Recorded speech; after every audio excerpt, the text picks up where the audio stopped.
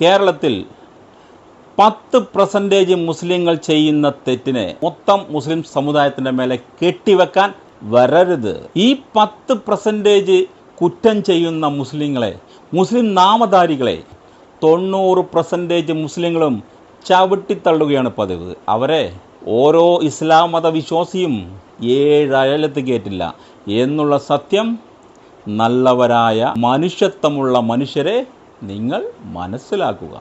കേരളത്തിലെ മുഴുവൻ മുസ്ലിങ്ങളും മയക്കുമരുന്ന് വിൽപ്പനയാണ് അവരുടെ പണി എന്ന് ഞാനല്ല പറയുന്നത്.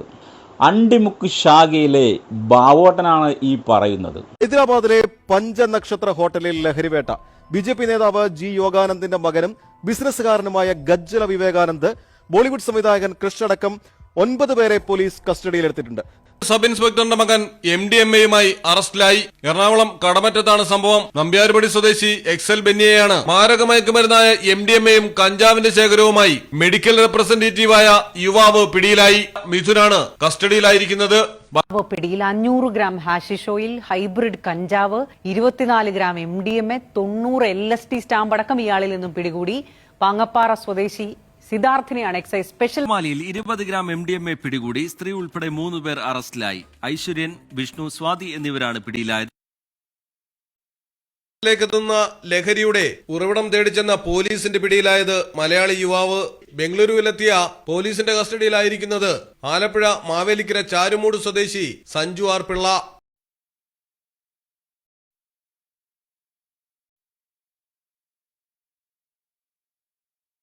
ബാബു ചേട്ടാ, ഇങ്ങള് ഇത് കണ്ടില്ല അല്ലേ? എല്ലാം ഈയത് അലിഞ്ഞു ചേർന്നതിനാൽ ഒരു വിഭാഗത്തെ.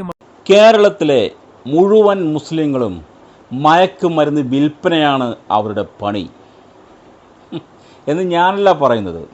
അണ്ടിമുക്ക് ശാഖയിലെ ബാവോട്ടനാണ് ഈ പറയുന്നത്. ഇത് കേട്ട മുസ്ലിമിൻ്റെ വോട്ട് വാങ്ങി ജയിച്ച കോൺഗ്രസിനും പ്രശ്നമില്ല, മുസ്ലിം ലീഗ് എന്ന പാർട്ടിക്കും പ്രശ്നമില്ല. പക്ഷേ ഇതിനെതിരെ പ്രതികരിച്ച ഒരു ഹൈന്ദവനെ നമുക്ക് മറക്കാൻ കഴിയില്ല. പേര് KT കുഞ്ഞിക്കണ്ണൻ മാഷ്. അദ്ദേഹം പറയുന്നത് ഇപ്രകാരം: മയക്കമരുന്നും തീവ്രവാദവും ഏതെങ്കിലും സമുദായത്തിൻ്റെ പ്രശ്നമല്ല.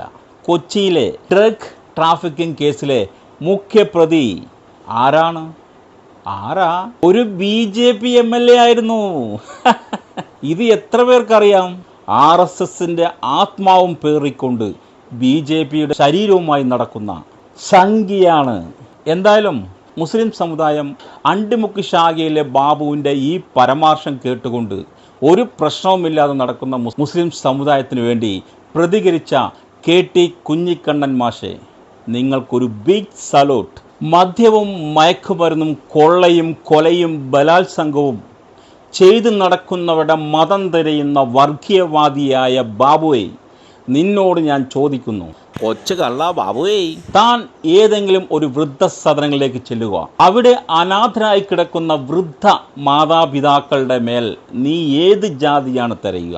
മാരകമായ രോഗം പിടിച്ചുകൊണ്ട് വേദന സഹിക്കാൻ വയ്യാതെ അലമുറയിട്ട് കരയുന്നവരുടെ ഇടയിൽ സഹായത്തിൻ്റെ ഹസ്തങ്ങളുമായി അവരുടെ കണ്ണീരൊപ്പുവാൻ, അവരുടെ വേദന മാറ്റുവാൻ എത്തുന്ന സഹായവാഹകരിൽ താൻ ഏത് മതമാണ് തിരയുന്നത്? എന്നാൽ ബാവട്ട ഒന്ന് കേട്ടോളൂ. മനുഷ്യ മനസ്സുകൾ സങ്കീർണമാണ്. അവൻ്റെ ഉള്ളിലെ പച്ചമാംസം ഭക്ഷിക്കുന്ന നരഭോജി എപ്പോഴാണ് എണീക്കുക എന്ന് അവന് പോലും അറിയില്ല. ഇതിനിടയിൽ നിങ്ങൾ ആരുടെ മതമാണ് തിരയുന്നത്?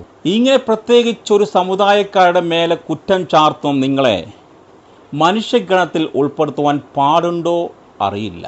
നല്ലവരായ മുസ്ലിം സമുദായമേ, നിങ്ങൾ പറയുക, ബാവുവട്ടൻ്റെ പരാമർശത്തിന് എന്താണ് മറുപടി?